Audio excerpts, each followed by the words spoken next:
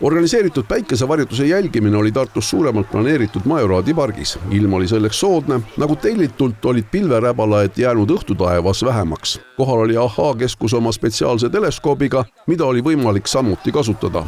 Aga ka inimesed ise olid ennast piisavalt hästi vastavate vahenditega varustanud, et kenasti kõik näha oleks.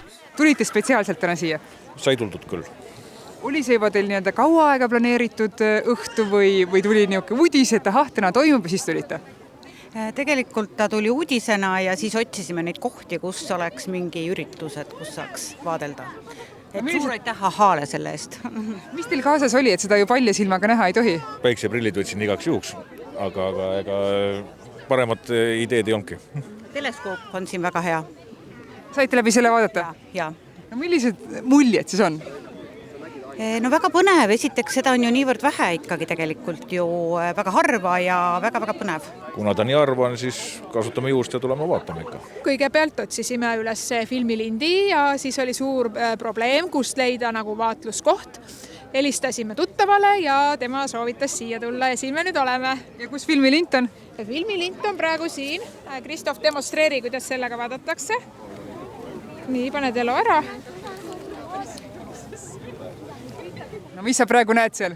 Praegu ei näe midagi, kuna inimesed on ees, aga... Muidu nägid, nüüd tulevad ära. Nii. Praegu näeb siukest ülevalt poolt siukest kaart. Nagu kuusirp oleks, ütlesid enne. Kaart ülevalt näeb.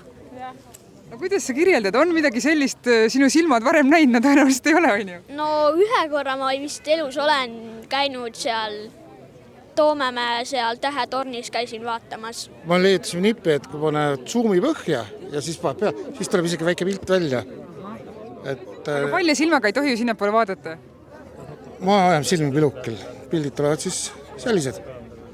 Originaalkaameraga, niisama. Tore, kuna järgmine kord tuleb? Keegi rääkis 100 aasta pärast. Hispaanias pidi varem tulema? No siis läheme Hispaaniasse kõik, te tulete ka kaasa. See on, lihtsalt vaatasin TikTokis, et kingakarbis, et siis saab ohutult vaadata. Oota, kuidas see siis töötab? Räägi? No see töötab niimoodi, et inimene vaatab sisse ja siis sihib sellega, et päike peab siia minema. Et igaüks peab nagu, no ise proovige, siis näete. Ma ei julge midagi proovida. Ei ole, see ei ole ohutu, sest päikest otse ei vaata, et päike läheb läbi selle nõela augu ja siis tulkib kujutis selja taha. Sinna tahad seina juurde ja noh, see on fotoaparaat töötab sellel põhimõttel, et see hõbepaber on tundlik ja siis see kujutis jäädvustub, aga siin vaatasin TikTokis ja miks mitte proovida. Ise meistertasite? Jah, just enne vahetult.